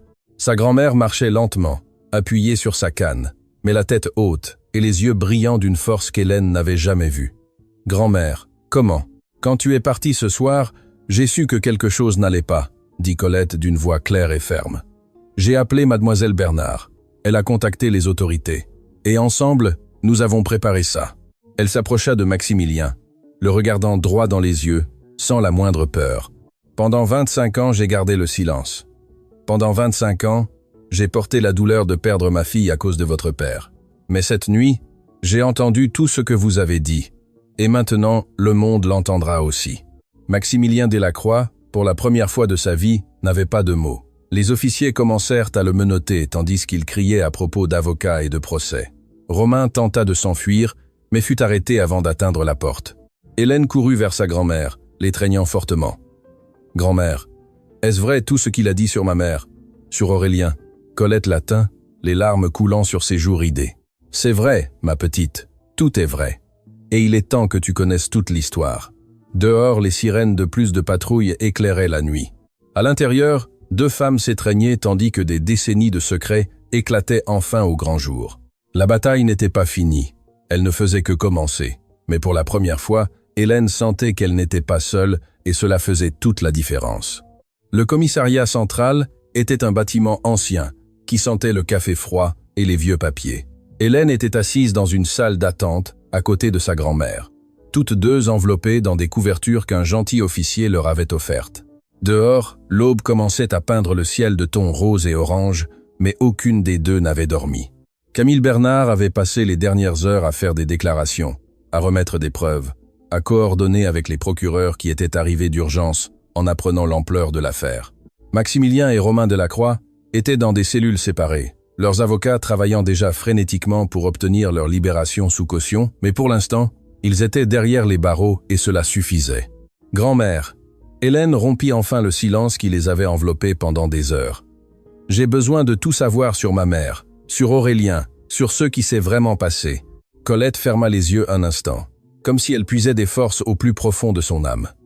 Quand elle les rouvrit, il y avait en eux un mélange de douleur et de soulagement qu'Hélène n'avait jamais vu. « Ta mère était la lumière de ma vie, Hélène. Rose Dubois avait le même sourire que toi. La même détermination, le même feu intérieur. Quand je la regardais, je voyais tout ce que le monde pouvait offrir de bon. » Sa voix trembla, mais elle continua. « J'avais travaillé pour les Delacroix pendant 3 ans quand Rose a eu 19 ans. Elle avait besoin d'un emploi et je pensais pouvoir la protéger si elle travaillait avec moi. Comme je me suis trompé, Hélène prit la main de sa grand-mère, sentant les os fragiles sous la peau ridée. Aurélien l'a remarqué dès le premier jour. Il était impossible de ne pas la remarquer. Rose avait cette capacité d'éclairer n'importe quelle pièce où elle entrait. Au début, j'ai cru que ses attentions n'étaient que la gentillesse d'un employeur envers une nouvelle employée. Mais je me suis vite rendu compte que c'était autre chose. Elle l'aimait. Colette soupira profondément. Rose croyait qu'elle l'aimait peu. Être à sa manière tordue, Aurélien l'aimait-il aussi. Mais l'amour d'homme comme lui vient toujours avec des conditions, des limites, des secrets. Elle s'arrêta, regardant vers la fenêtre où le soleil levant commençait à filtrer une lumière dorée. Quand Rose a découvert qu'elle était enceinte, Aurélien a complètement changé. L'homme charmant et attentionné est devenu quelqu'un de froid, de calculateur. Il lui a offert de l'argent pour qu'elle n'ait pas le bébé. Rose a refusé. Il lui a offert plus d'argent pour qu'elle disparaisse, qu'elle parte loin et ne contacte jamais la famille Delacroix. Rose a aussi refusé cela. Que voulait-elle? Elle voulait qu'Aurélien reconnaisse sa fille, qu'il te donne son nom, sa protection, ta place légitime dans le monde. Elle était naïve, ma Rose. Elle pensait que l'amour pouvait vaincre l'orgueil et l'ambition d'un homme comme lui. Les larmes commencèrent à couler sur les joues de Colette. L'épouse d'Aurélien, Geneviève, a découvert la vérité peu après ta naissance. Je ne sais pas comment elle l'a su, mais elle l'a su. Et Geneviève était une femme de caractère. Elle a posé un ultimatum à Aurélien. Soit Rose disparaissait de leur vie pour toujours, soit elle le détruirait publiquement, ruinerait sa réputation, ses affaires, tout ce qu'il avait construit. Et qu'a-t-il fait? Il a choisi son empire plutôt que sa fille, plutôt que toi. Il a dit à Rose qu'elle devait partir, qu'elle ne pourrait plus jamais le contacter, qu'elle ne pourrait jamais révéler qui était le père de son bébé. Il lui a offert une somme considérable, suffisante pour commencer une nouvelle vie dans un autre pays. Hélène sentit un nœud dans la gorge. « Mais tu as dit qu'elle avait refusé l'argent. Elle l'a refusé. » Rose avait de la fierté, Hélène. Trop de fierté pour son propre bien. Elle a dit qu'elle ne voulait rien d'un homme capable d'abandonner son propre sang, qu'elle préférait élever sa fille dans la pauvreté plutôt que d'accepter des miettes de quelqu'un sans honneur. Colette fit une pause, sa respiration devenant plus difficile. Une semaine après cette conversation, Rose a disparu. Le cœur d'Hélène s'arrêta. Disparu? Que veux-tu dire par disparu? Exactement ça. Une nuit, après t'avoir laissé endormi dans ton berceau, elle est sortie de l'appartement en disant qu'elle allait acheter du lait. Elle n'est jamais revenue. Tu l'as cherchée? Je l'ai cherchée pendant des années, Hélène. Je suis allé à la police. J'ai engagé des détectives privés, avec le peu d'argent que j'avais. J'ai affiché des avis dans toute la ville. Personne n'a rien trouvé. C'était comme si la terre l'avait avalée. Hélène sentit l'air lui manquer dans les poumons. Tu crois qu'Aurélien y est pour quelque chose? Colette mit un moment à répondre. Pendant longtemps, je n'ai pas voulu le croire. Je ne voulais pas penser que l'homme dont ma fille était tombée amoureuse était capable de quelque chose comme ça. Mais au fil des ans, en voyant comment les Delacroix détruisaient quiconque se mettait en travers de leur chemin, j'ai commencé à avoir des doutes. Des doutes qui se sont transformés en soupçons. Des soupçons qui sont devenus une certitude. Pourquoi ne me l'as-tu jamais dit? Parce que je voulais te protéger. Colette prit le visage d'Hélène entre ses mains. Si tu avais su la vérité, tu aurais cherché les Delacroix. Tu aurais exigé des réponses et ils t'auraient détruite, comme ils ont détruit tous les autres. J'ai préféré que tu crois que ta mère est morte dans un accident. Au moins, ainsi tu pouvais avoir la paix. La paix? Hélène se leva brusquement, la frustration et la douleur se mêlant dans sa voix. Tu crois que j'ai vécu en paix en croyant que ma mère était morte? Tu crois que ça ne faisait pas mal chaque jour de fête sans elle? Chaque anniversaire, chaque moment important de ma vie où elle aurait dû être? Je sais, ma petite, je sais, et je suis désolé. Je suis désolé de t'avoir menti. Je suis désolé de ne pas avoir été plus forte, plus courageuse. Je suis désolé pour tout. Hélène regarda sa grand-mère, cette femme qui avait tout sacrifié pour l'élever, qui avait travaillé jusqu'à tomber malade pour lui donner un avenir, qui avait porté des secrets impossibles pendant des décennies. Et malgré la douleur, malgré la trahison qu'elle ressentait, elle ne put la haïr. Elle s'agenouilla devant elle, reprenant ses mains. « Je te pardonne, grand-mère, mais j'ai besoin de savoir une chose de plus. Tu crois que ma mère est toujours vivante ?» Colette la regarda avec des yeux remplis d'un espoir qu'elle avait gardé caché pendant des années. « Je ne sais pas, Hélène, mais ils n'ont jamais trouvé de corps. Il n'y a jamais eu de preuve qu'elle était morte. Et il y a quelque chose que je ne t'ai jamais raconté parce que je ne voulais pas te donner de faux espoirs. » Quoi? Il y a 5 ans, j'ai reçu une lettre. Sans expéditeur, sans signature, elle disait juste « Elle va bien, ne la cherchez pas ». Elle était écrite en français. Hélène sentit un frisson parcourir son dos. Français? Pourquoi en français? Rose parlait parfaitement français. Je le lui ai appris quand elle était enfant, tout comme je t'ai appris. C'était notre langue secrète, celle que nous utilisions quand nous ne voulions pas que personne d'autre comprenne. Tu as gardé la lettre? Elle est dans la chemise en cuir avec tous les autres documents. La porte de la salle s'ouvrit et Camille Bernard entra, l'air épuisé mais satisfaite. « Mesdames, nous avons des nouvelles. Le procureur a décidé de porter des accusations formelles contre Maximilien et Romain Delacroix. Extorsion, menaces, et nous enquêtons sur d'éventuels liens avec la disparition de Rose Dubois. » Hélène se leva immédiatement. « Ils peuvent enquêter sur ça? Après tant d'années? Il n'y a pas de prescription pour certains crimes, mademoiselle Dubois. Et avec les confessions enregistrées d'hier soir, nous avons suffisamment de preuves pour rouvrir le dossier de votre mère. » Colette laissa échapper un sanglot contenu. « Vraiment? Après tout ce temps? Vraiment, madame. » Camille s'approcha, posant une main douce sur l'épaule de la vieille femme. « Mais nous avons besoin de votre coopération totale. Tous les documents, toutes les lettres, tout ce que vous avez gardé, je le ferai. » Colette hocha la tête. « Tout, chaque papier, chaque photo, chaque souvenir. Si cela aide à retrouver ma Rose, je le donnerai sans hésiter. » Camille regarda Hélène avec une expression sérieuse. « Il y a autre chose que vous devez savoir. » Pendant l'interrogatoire, Romain a commencé à parler. Il semble vouloir négocier une réduction de peine en échange d'informations. Quel genre d'informations? Il dit qu'il sait ce qui est réellement arrivé à Rose Dubois. Il dit que son grand-père Aurélien lui a raconté la vérité avant de mourir et que Maximilien le sait aussi, mais ne l'a jamais admis. Le monde sembla s'arrêter. Hélène sentit ses genoux flancher. « Romain, il sait où est ma mère. Nous ne sommes pas encore sûrs. Il pourrait mentir pour obtenir un meilleur accord. Mais les procureurs vont l'interroger plus en profondeur. S'il y a une vérité dans ce qu'il dit, nous la trouverons. » Les heures suivantes furent un tourbillon de déclarations, de signatures, de procédures légales qu'Hélène comprenait à peine. Colette dut être emmenée à l'hôpital pour un contrôle en raison du stress de la nuit, mais les médecins confirmèrent qu'elle était stable. Alors qu'elle attendait des nouvelles dans le couloir de l'hôpital, Hélène reçut un appel inattendu. « Mademoiselle Dubois, je suis Auguste Fournier. Je viens d'apprendre ce qui s'est passé hier soir. Allez-vous bien, chef Auguste ?» Hélène sentit un soulagement à entendre une voix familière. « Oui, je vais bien. Ce fut une longue nuit. On m'a dit qu'ils ont utilisé mon nom pour vous tendre un piège. Je suis vraiment désolé. Ce n'est pas votre faute, vous ne pouviez pas le savoir. » Il y eut une pause. « Mademoiselle Dubois, il y a quelque chose que je dois vous dire. Quelque chose que j'aurais dû vous dire il y a longtemps. Mais j'avais peur. De quoi parlez-vous ? J'ai connu votre mère, Rose. Nous avons travaillé ensemble brièvement il y a de nombreuses années dans un autre restaurant avant qu'elle ne commence à travailler pour les Delacroix. » Hélène faillit laisser tomber le téléphone. « Vous avez connu ma mère ? Oui. C'était une femme extraordinaire, gentille, intelligente, pleine de vie. Quand j'ai su qui vous étiez, quand je vous ai vu pour la première fois à l'Étoile d'Or, j'ai eu du mal à le croire. Vous êtes son sosie, mademoiselle Dubois, son sosie. Pourquoi ne me l'avez-vous jamais dit ? Parce que Rose m'a fait promettre que si un jour je connaissais sa fille, je ne lui dirais rien avant le bon moment. Elle m'a dit qu'un jour, quand vous seriez prête, la vérité éclaterait, et que lorsque cela arriverait, je devrais vous raconter quelque chose d'important. » Le cœur d'Hélène battait si fort qu'elle l'entendait dans ses oreilles. « Quoi ? Pas par téléphone. Je dois vous voir en personne. Vous pouvez venir au restaurant demain matin avant l'ouverture. Il y a quelque chose que votre mère m'a laissé pour vous, quelque chose que j'ai gardé pendant plus de 20 ans. Ma mère m'a laissé quelque chose. Oui, et je crois que c'est la clé pour la retrouver. » L'appel se termina, laissant Hélène avec plus de questions que de réponses. Qu'est-ce que sa mère lui avait laissé ? Comment Auguste avait-il pu garder un tel secret si longtemps ? Et pourquoi Rose lui avait-elle fait confiance cette nuit-là ?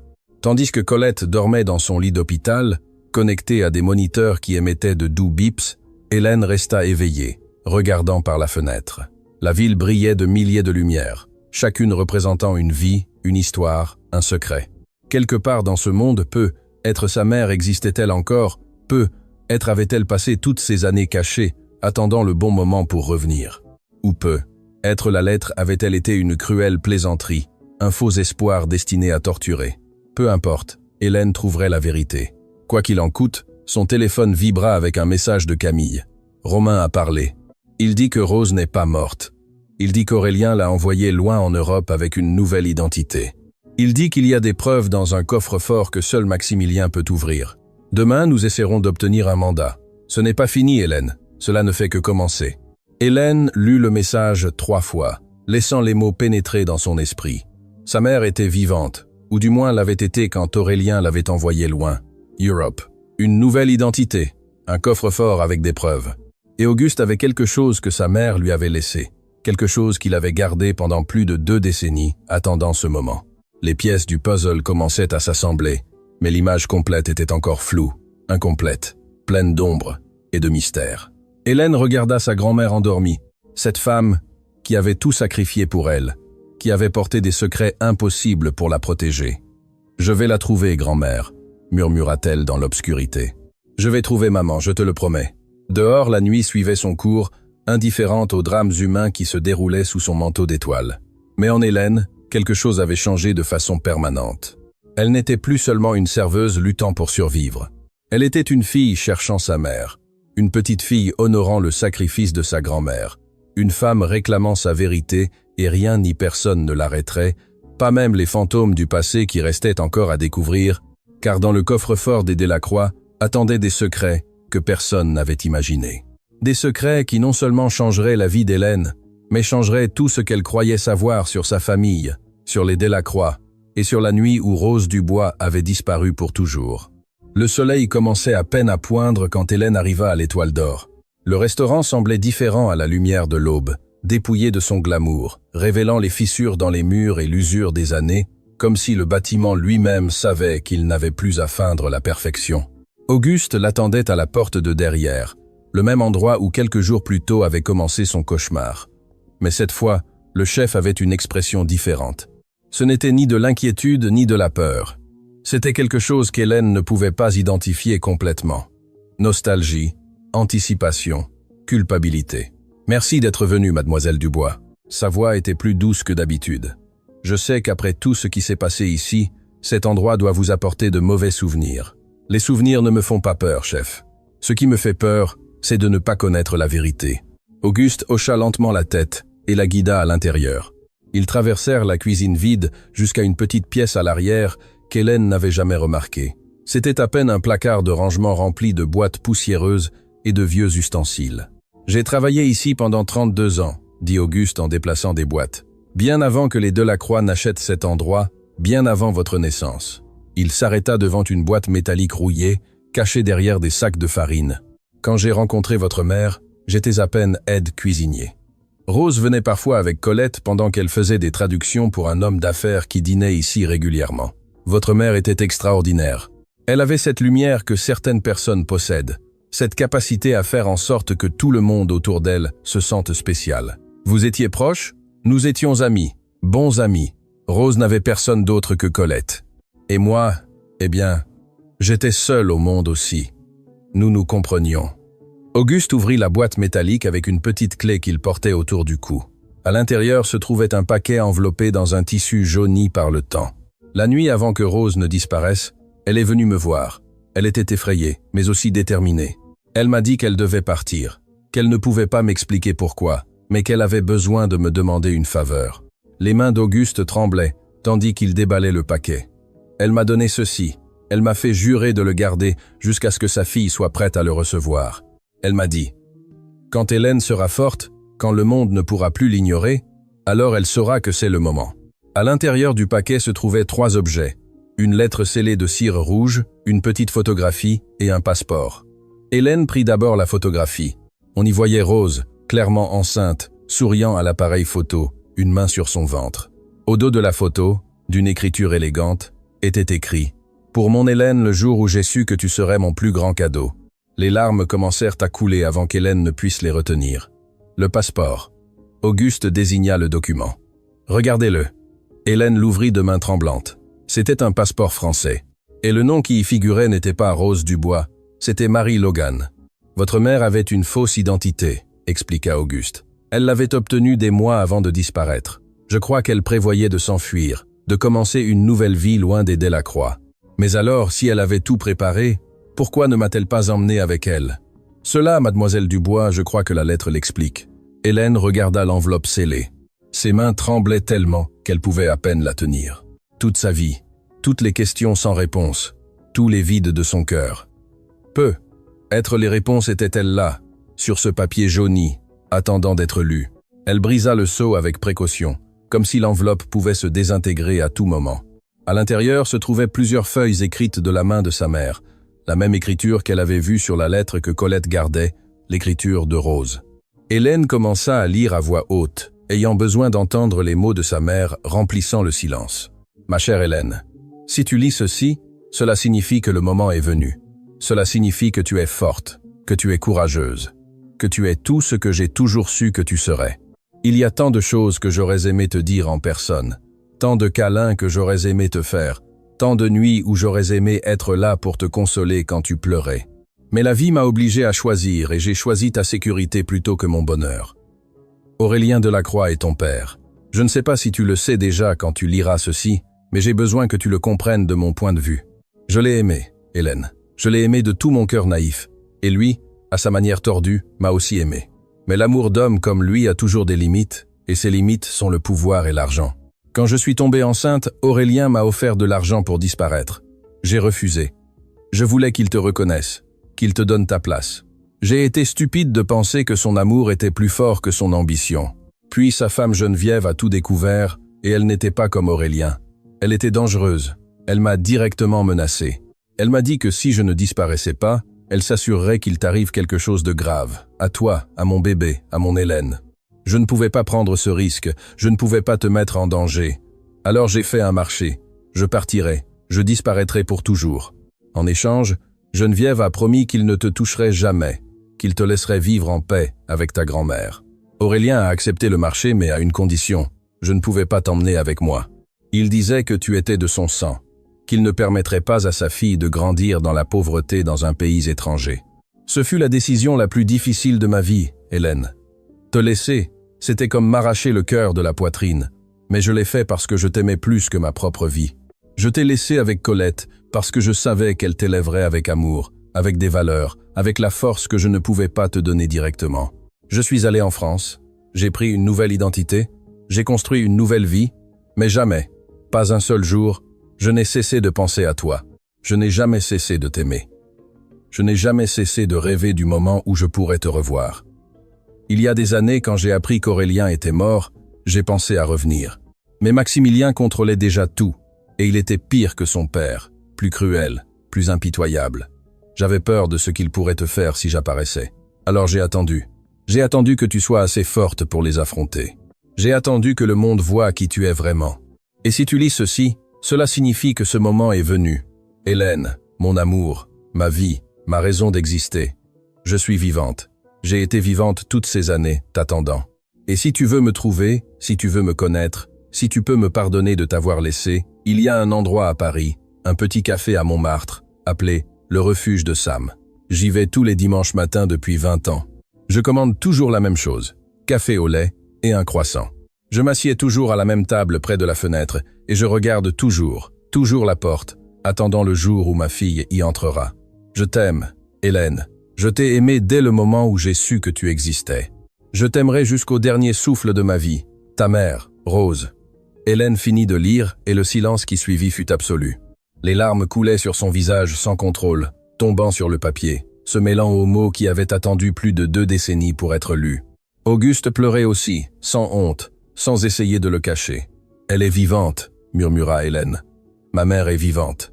Elle l'a toujours été, mademoiselle Dubois.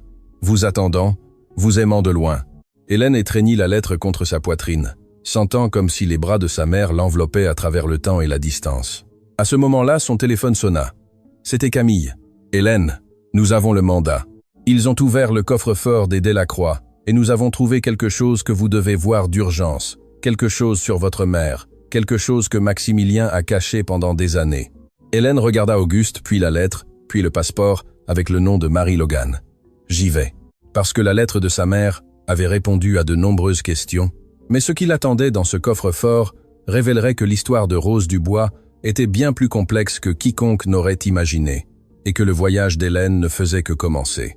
Le coffre-fort des Delacroix contenait des décennies de secrets, des documents de pots de vin, des contrats illégaux, des preuves d'affaires louches qui feraient trembler n'importe quel empire commercial. Mais rien de tout cela n'avait d'importance pour Hélène à ce moment-là. Ce qui comptait, c'était une enveloppe Kraft avec son nom écrit d'une écriture qu'elle reconnaîtrait maintenant n'importe où, l'écriture de sa mère. Camille la lui tendit avec des mains délicates. Maximilien l'a gardée ici pendant des années. Apparemment, Rose a envoyé cette lettre à Aurélien peu avant qu'il ne meure, lui demandant de la remettre à sa fille. Il ne l'a jamais fait. Et Maximilien a décidé de l'enterrer avec tous les autres secrets de sa famille. Hélène ouvrit l'enveloppe. À l'intérieur se trouvait une seule feuille et une photographie récente. Sur l'image, une femme aux cheveux grisonnants, aux yeux brillants et à un sourire qui était exactement le même que le sien. Rose, sa mère, vivante, réelle, l'attendant. La lettre était brève. « Ma Hélène, si un jour tu lis ceci, je veux que tu saches que je n'ai jamais cessé de me battre pour toi. Chaque année, à ton anniversaire, j'ai envoyé des lettres à ton père, lui demandant de te les remettre. Il ne l'a jamais fait, mais j'attends toujours, j'attendrai toujours. Le refuge de Sam, tous les dimanches jusqu'à ce que mon cœur cesse de battre. Je t'aime, maman. » Hélène regarda Camille, puis Auguste, qui était venu avec elle, et finalement prit une décision qui allait changer sa vie pour toujours. « J'ai besoin d'aller à Paris. » Le vol dura des heures qui semblèrent des éternités. Colette ne put voyager en raison de son état de santé, mais insista pour qu'Hélène y aille. « Va, ma petite, » lui avait-elle dit à l'hôpital, lui serrant les mains. « Va chercher ma Rose. Dis-lui que je lui pardonne. Dis-lui que je n'ai jamais cessé de l'aimer. Et ramène-la à la maison. » Camille s'occupa de tout. Les billets, l'hôtel, les contacts en France qui aideraient si quelque chose tournait mal. Le reportage sur les Delacroix pouvait attendre. C'était plus important. C'était un dimanche quand Hélène arriva à Montmartre. Les rues pavées brillaient sous un soleil de printemps. Des artistes peignaient au coin des rues. Des musiciens jouaient des mélodies qui flottaient dans l'air comme des promesses. Et là, dans une petite rue étroite, se trouvait le café que sa mère avait mentionné, le refuge de Sam. Hélène s'arrêta devant la porte, son cœur battant si fort qu'elle pensa que tout le monde autour d'elle pouvait l'entendre. Et si sa mère n'était pas là? Et si elle avait cessé d'y aller? Et si, après tant d'années, elle ne voulait plus être retrouvée? Mais alors elle se souvint des mots de Colette. Le courage n'est pas l'absence de peur, c'est agir malgré elle.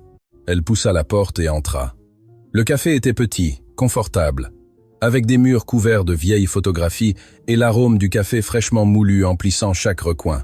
Il y avait peu de monde à cette heure matinale. Un jeune couple dans un coin, un vieil homme lisant le journal et, près de la fenêtre, à une table pour deux, une femme aux cheveux argentés regardait la rue avec l'expression de quelqu'un qui a attendu toute une vie.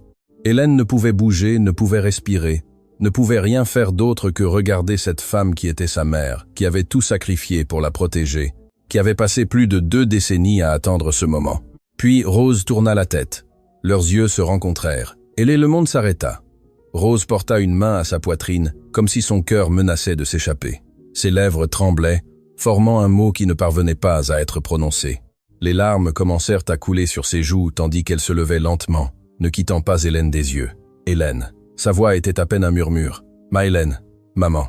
Ce seul mot brisa la digue qui contenait des décennies de douleur, d'absence, d'amour inexprimé. Rose courut vers sa fille et l'enveloppa dans une étreinte qui semblait vouloir récupérer tous les câlins perdus, tous les baisers du soir, toutes les larmes qu'elle n'avait pas pu sécher. « Mon bébé !»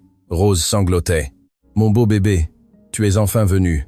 Tu es venu. » Hélène pleurait aussi, s'accrochant à sa mère comme si elle craignait qu'elle ne disparaisse à nouveau. « Je t'ai trouvé, maman, je t'ai trouvé. » Elles restèrent enlacées pendant des minutes qui semblèrent des heures, tandis que les autres clients du café observaient, émus, sans comprendre complètement ce qu'ils voyaient, mais sentant l'ampleur du moment. Quand elles se séparèrent enfin, Rose prit le visage d'Hélène entre ses mains, étudiant chaque détail comme si elle voulait mémoriser chaque ligne, chaque expression. « Tu es belle », murmura-t-elle. « Plus belle que je ne l'aurais jamais imaginé. Et ses yeux. Tu as mes yeux et ton sourire, d'après grand-mère. Colette, comment va ma mère? Elle t'attend. Elle est malade, mais elle se bat. Elle veut te voir, maman. Elle veut que tu rentres à la maison. » Rose ferma les yeux, de nouvelles larmes s'échappant. « Peut-elle me pardonner? Après l'avoir abandonnée. Elle t'a déjà pardonné il y a longtemps. Elle veut juste te serrer dans ses bras une fois de plus. » Elles s'assirent ensemble à la table près de la fenêtre, la même table où Rose avait attendu pendant 20 ans. Et elles parlèrent. Elles parlèrent pendant des heures, partageant des histoires, comblant des vides, construisant des ponts sur l'abîme de temps qui les avait séparés. Rose raconta sa vie à Paris, comment elle avait travaillé comme traductrice en utilisant les langues que Colette lui avait enseignées, comment elle avait construit une petite vie digne, comment chaque dimanche elle venait à ce café, dans l'espoir de voir sa fille franchir cette porte. Hélène raconta sa vie, comment Colette l'avait élevée avec un amour inébranlable, comment elle avait appris 7 langues en écoutant sa grand-mère, comment elle avait travaillé comme serveuse, avait été humiliée et avait finalement trouvé sa voie. « Tu as répondu en allemand ?» Rose rit en larmes quand Hélène raconta l'histoire. « Bien sûr que tu l'as fait. Tu es ma fille et la petite fille de Colette, les 2 femmes les plus fortes que je connaisse. » Quand le soleil commença à se coucher sur Paris, peignant le ciel de tons dorés et rosés, Rose prit les mains d'Hélène. « Et maintenant, tu rentres avec moi. Grand-mère a besoin de toi. J'ai besoin de toi. Il n'y a plus personne à qui se cacher, maman.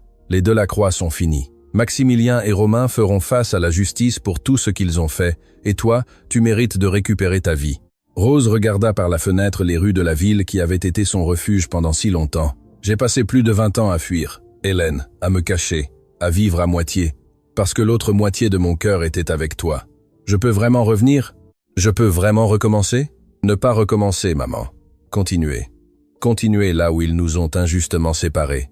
Continuez à être une famille. » Quelques semaines plus tard, à l'aéroport de la ville, Colette attendait dans un fauteuil roulant, entourée de Camille, Auguste et de l'équipe médicale qui avait insisté pour l'accompagner. Quand les portes des arrivées internationales s'ouvrirent et qu'Hélène apparut, tenant par le bras une femme aux cheveux argentés, le cri qui échappa à Colette fut purement animal. Le son d'une mère retrouvant sa fille perdue. Rose courut vers elle, s'agenouillant devant le fauteuil roulant, prenant les mains de sa mère. « Maman, pardonne-moi. Pardonne-moi de t'avoir laissé. Pardonne-moi pour tout. » Colette la serra dans ses bras avec le peu de force qui lui restait, mais avec tout l'amour qu'elle avait gardé pendant des décennies. « Il n'y a rien à pardonner, ma petite. Tu es là, tu es vivante. C'est tout ce qui compte. » Hélène observait la scène, les larmes coulant sur ses joues. 3 générations de femmes Dubois enfin réunies. 3 femmes qui avaient survécu à des pertes impossibles, à des injustices terribles et à des séparations cruelles, mais qui n'avaient jamais, jamais cessé de s'aimer. Camille publia son reportage quelques semaines plus tard. L'histoire des Delacroix et de leur chute fit la une des journaux nationaux pendant des mois. Maximilien et Romain furent condamnés pour de multiples chefs d'accusation, perdant non seulement leur liberté, mais tout l'empire qu'ils avaient bâti sur des mensonges et la cruauté. L'hôpital Saint-Vincent fut sauvé grâce à une coalition d'investisseurs éthiques que Camille avait aidé à réunir. Colette put continuer son traitement sans souci, entourée maintenant de sa fille et de sa petite-fille. Hélène reçut des offres d'emploi d'agences de traduction internationale, d'universités prestigieuses et d'organisations humanitaires qui voulaient profiter de son don pour les langues, mais elle choisit autre chose. Elle fonda une école de langue gratuite pour les jeunes sans ressources, enseignant de la même manière que Colette lui avait enseigné, avec patience, avec amour, avec la certitude que la connaissance est l'arme la plus puissante contre l'injustice. Elle l'appela « École Rose Colette Dubois ». Un après-midi de printemps, Hélène était assise dans le jardin de sa nouvelle maison, observant sa mère et sa grand-mère converser à l'ombre d'un arbre. Colette riait de quelque chose que Rose disait, un son qu'Hélène pensait ne jamais entendre. Rose remarqua son regard et lui sourit, tendant une main vers elle. « Viens ici, ma petite. Assieds-toi avec nous. » Hélène les rejoignit, s'asseyant sur l'herbe entre les 2 femmes qu'elle aimait le plus au monde. « Vous savez ce que j'ai appris de tout ça ?» dit-elle doucement. « Quoi, mon amour ?» demanda Colette. « Que la langue la plus importante n'est pas l'allemand, ni le français, ni aucune des 7 que je parle. La langue la plus importante est l'amour, et ça, je l'ai appris de vous. » Rose et Colette échangèrent un regard, leurs yeux brillants de larmes de bonheur. « Et tu le parles parfaitement, ma petite. » Rose embrassa son front. « Tu le parles parfaitement. » Le soleil se couchait sur la ville, peignant le ciel des mêmes tons dorés et rosés qu'Hélène avait vus à Paris le jour où elle avait retrouvé sa mère. Mais maintenant, ces couleurs avaient une signification différente. Elles n'étaient plus la fin d'une journée, elles étaient le début d'une nouvelle vie. Une vie où 3 femmes que le monde avait tenté de séparer étaient enfin réunies. Une vie où la vérité avait triomphé des mensonges. Une vie où l'amour avait vaincu le pouvoir. Et cette vie, Hélène le savait avec une certitude absolue, était la meilleure fin qu'elle aurait jamais pu imaginer. Car ce n'était pas vraiment une fin, c'était le début de tout ce qui aurait toujours dû être.